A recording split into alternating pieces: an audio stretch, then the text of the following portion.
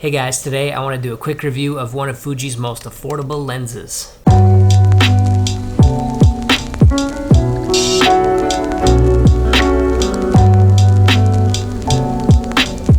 So this week I'm coming at you from San Francisco. I'm here all week and I'm excited to be here doing a lot of street photography, and one of the lenses that I'm shooting with me while I'm here is this guy.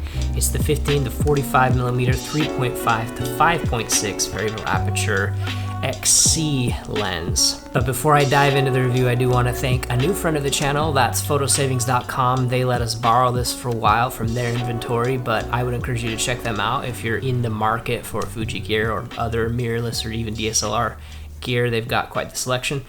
But they are also offering you guys, anyone following the channel, 5% off your total order. So it might be worth checking them out if you're in the market for some new gear. Okay guys, this is the first time I've ever tried anything but Fuji's XF line of lenses. The XC line is cheaper, made of more affordable plastic materials from the Philippines rather than Japan. I have to admit that I've never really taken the XC lenses seriously. I've never given them a chance, and someone called me out on that in the comments. They said that I wasn't really being fair in my lens comparisons by not really taking into account these lenses, and I have not given these lenses a chance at all. I just kind of discounted them as, you know, cheap consumer stuff, not really for serious photographers. So here's me giving it a shot. Is this lens capable enough to service a prosumer, semi-pro, hobbyist, enthusiast, what have you? Is it going to be good enough for any of those folks if they might be on a budget? Can they still get extraordinary photography with this? That's the question that I want to answer. So let's start out with the good. And I think the overarching good thing to say about this lens is that while it is a quirky lens, and I'll get into the quirks, once I learned to work with or around those quirks, not against them, I eventually found myself not inhibited by it. I was able to get shots that I was extremely happy with, that I'm not embarrassed or ashamed of, and this lens didn't get in my way eventually. At first it did, but eventually I came around and I didn't mind shooting with this lens. It's not a perfect lens, and I'd be lying if I said that there aren't other lenses that I would rather be shooting with, but for the price, it offers very good value, and if I was on a budget, I would not hesitate to use this lens at all. Coming in at right around a $300 USD mark, this lens comes kit standard for several bodies, the XA5, the XT20, I think, in some versions, the XE3, and the XT100. You can get this lens in a kit. And I'm actually a little surprised by the focal length. It's an odd focal length. That 15 to 45, it's a little wider than most kit lenses you'd expect, all the way to the 45 rather than a 50 or a 55. It's a little different, it's a little wider, but that might actually be a good thing for someone who's kind of moving up from smartphone photography. They want to start getting into an interchangeable lens system, and they start out with this. This is going to be a little bit more familiar because it's wide and it matches more of what people are used to on their phones. But it is kind of a strange focal length. Now for me myself, I love that. This is one of the things that I love about this lens, is that 15 millimeter, that really wide angle is wonderful. I do love the 18 to 55 variable aperture lens. That's kind of the step up from this one, and I'll refer back to that lens. Actually, it's right here. I'll refer back to this lens quite a bit as kind of being the next rung up. While I do love this lens, what this kit lens gives me is that really wide field of view, which is so fun in San Francisco to shoot with. I like being able to get architectural shots at that wide angle, and I also like to kind of get that hip level, waist level viewfinder on the XC3, kind of flip that screen out and get that waist level shot of passerbys. It gets a playful kind of view that I really love. So for that reason, it's pretty cool. But on the tele side, on the 45 millimeter side, I did find myself, it just didn't quite have the reach that I wanted. So not as flexible on the tele side, and I do think someone new to photography would find themselves missing that little extra reach that they can get with some of the other Fuji lens offerings. I also really like the weight of this lens. One of the biggest draws to the Fuji system for me is the overall kit size. It's small and compact. This lens is no exception there. Very light. It is made of plastic materials, so it's going to be light. That means that I'm more likely to have it all with me, and I'm not going to be tired kind of carrying it with me all day. I'm not going to be ready to ditch it at the hotel, or I'm going to be less likely to leave it home on a family outing. It's more likely to be on me during the decisive moments, and that can make all the difference in the world to a portfolio, especially where, if you're a photographer like me, you're limited in the time you have to shoot. The other good thing about this lens is that it has optical image stabilization, and that is extremely helpful on a lens that doesn't have the widest aperture capability. So it's not a low light lens, right? I mean, the 3.5 to 5.6 is not going to let in a lot of light at night. On the other hand, if you're kind of doing steady shots, handheld shots of scenery, something not moving, that OIS can help you to handhold at slower shutter speed, so you can get away with, if you have steady hands, you can get away with, like, I don't know, 1/15 of a second, or maybe even a half a second. I don't know. I don't think I could, but maybe you could if you had super steady hands. But regardless, that kind of makes up for the fact that it doesn't have a super wide aperture, at least with subjects that are remaining still. It's also good for video. If you tend to do a little bit of video along with your photography, that OIS can kind of smooth your footage out, and it works pretty well. One thing that really surprised me and that I really like about this lens is its close focus capability. It gives you a 4.175 reproduction ratio when shooting at the wide end of 15 millimeters. What that means is that objects that are about an inch wide will appear 1/4 of an inch, or take up 1/4 of the width of the screen when using this lens on a Fuji device. A true macro lens will actually give you a 1:1 reproduction ratio. So again, 1-inch size objects will appear edge to edge in the photo. So just to compare, in full Fuji lens lineup terms, this lens actually has the 4th largest reproduction ratio, even beating out the 16mm 1.4, which those of you who know me will know that I love for its wide angle and close focus capability. In short, this lens focuses close, and that's really cool. As far as focusing speeds, this lens performs right on par with other zoom lenses in the Fuji lineup. I use a shutter speed testing app to gauge how quickly lenses can focus from close focus to infinity and vice versa, and this lens has similar speeds as the 18 to 55mm on my X-T3. Finally, although it does have a stepping motor rather than a linear motor, I noticed that I'm not able to really hear anything when I focus, unlike some of the larger Fuji lenses that really sound awful.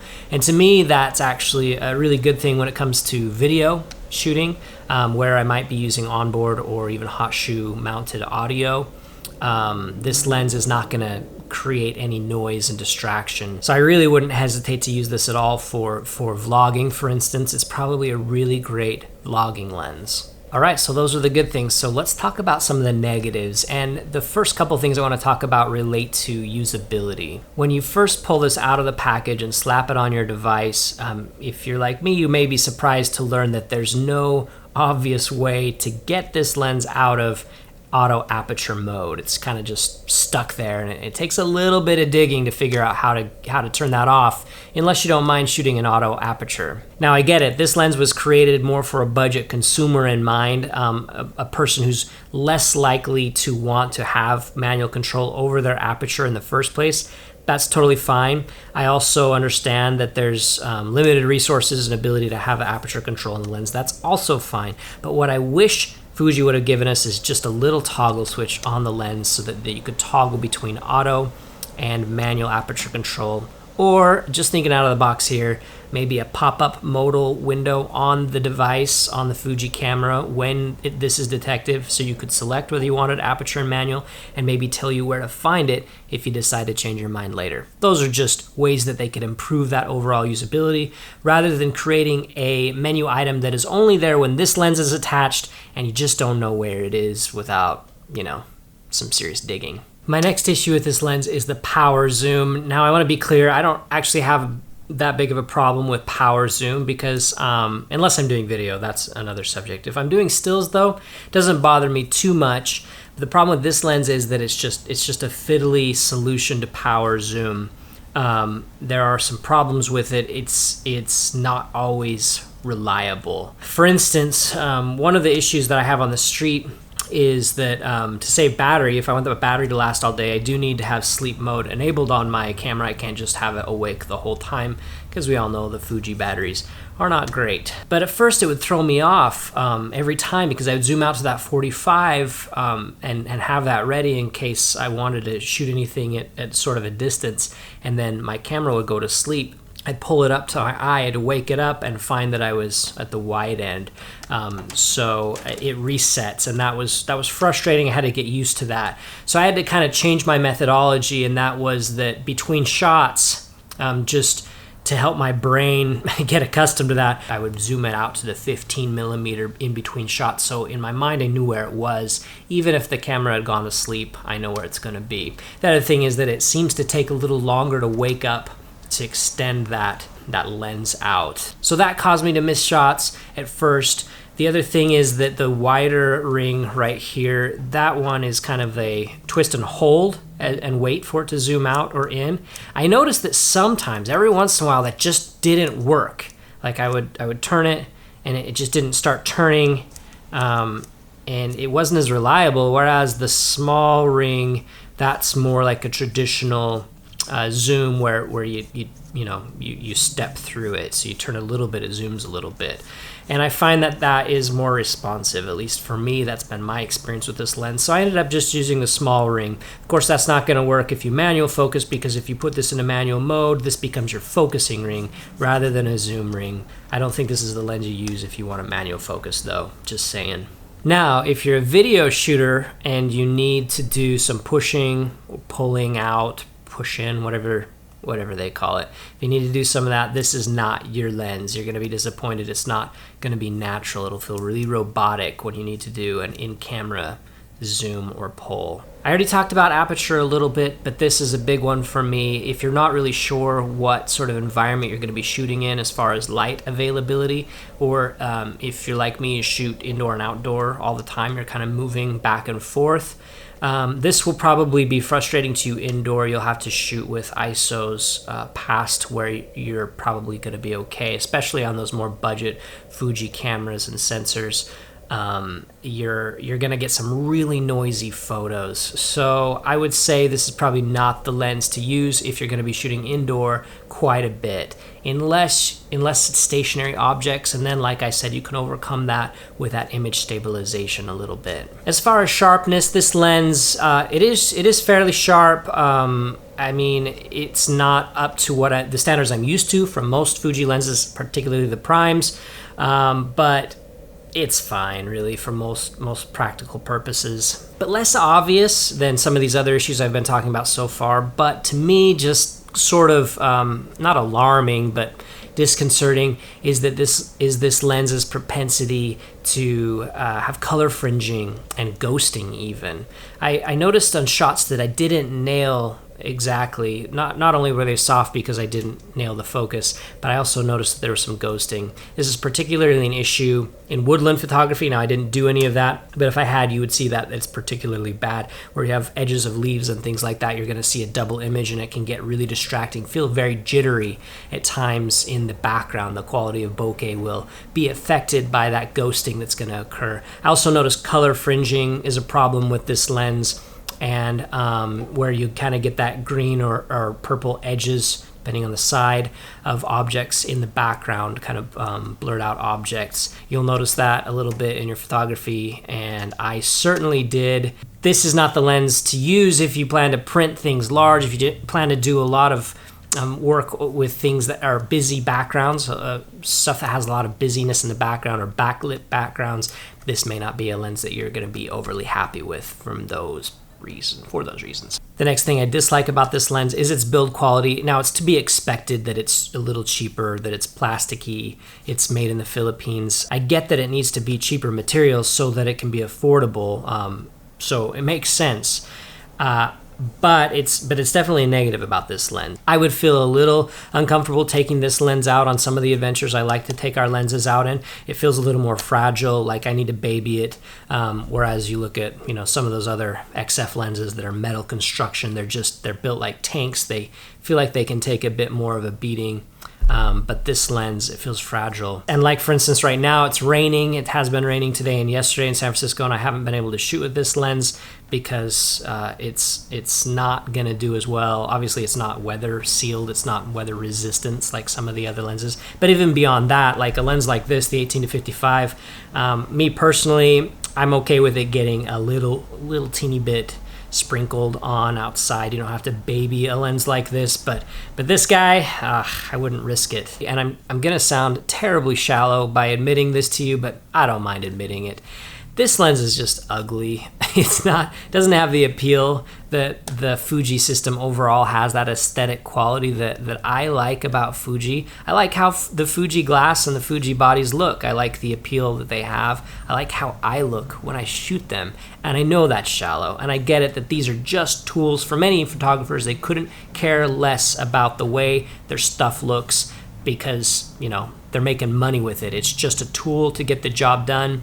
I'm a little more shallow than that. I like how my gear looks. You can make fun of me in the comments. Okay, so in conclusion, who is this lens for? Well, if you're a prosumer or a hobbyist and you're in the market for a fun light lens that gets you a really cool zoom range, 15-45 is an interesting zoom range, and you don't take yourself overly serious or your photography overly serious, if it's mostly for social media, for instance, and if you shoot in daylight situations or well-lit situations, there could be a place for this in your kit. However, if you plan on printing your photos large, if you're taking serious landscape photography, for instance, if you've got busy backgrounds and backlit subjects, you'll probably be disappointed with the image quality coming out of this lens. So if you've heard all that and you feel like, well, maybe this isn't the lens for you, I might recommend, if you can shell out a few extra bucks, a few extra $100, the really phenomenal 18-55 f2.8 to f4 aperture lens. This also has image stabilization, but pretty much everything that I was frustrated about with this lens is overcome by this lens. It has the manual zoom ring. It does have a toggle switch for aperture, auto aperture and non. You can turn off the image stabilization. It has better build quality. It looks really good. It takes very sharp photos. You won't get that fringing and sharpness issues unless you just get a bad copy. The only thing I prefer the 15-45 over this one is that 15mm wide angle photography. It's pretty cool, and I guess it's lighter. But either way, guys, whatever you decide, I do wish you the very best in your buying decisions and most importantly, in your photography. Remember, kindness before cameras. We'll talk to you again real soon.